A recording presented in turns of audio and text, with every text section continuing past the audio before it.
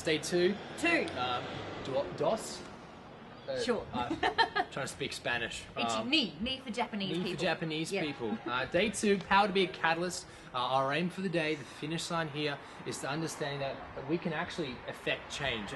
We can be a catalyst, but it's on a precondition. Yeah. And that precondition is actually that we are connected to the source, that we have Jesus at work in us. We have this growing, vibrant relationship with Him. So Jesus is going to work through us, and as He works through us, that's how we become a catalyst in our place. So that's really That's a crux of it. Yeah. that's the crux of it. Yeah. By way of the head, moving to the head, we want to look at that memory verse, which is our kind of big theme verse for the time, is now to Him who is able to do immeasurably more than we can ask, imagine, or think. This is our vibe of really trying to grasp the greatness of God and what God might want to do. So that's the vibe for head, understanding how, and again, dreaming a lot of what God wants to do. Yeah, and then we head into the heart section, and we are going to look and profile the life of William Wilberforce, and just see that how God used him to be a catalyst, an agent of change into stopping the slavery in the British colonies in his time. And I think it's important that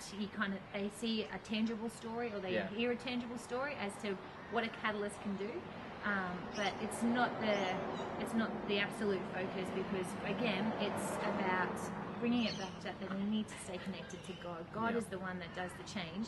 We just have to be that power cord connecting in, and then we'll see things happen. And so that memory verse, the Ephesians 3:20, just keep coming back to that in the process. But giving the William Wilberforce example is pretty good. It just gives them a little bit of a life to kind of It's inspire inspirational. them. Yeah. That's what we want. We want those stories to I guess, give rise to our stories in our own lives. And that's where the hands part comes in. Because we want to be thinking through how do we affect change in our area.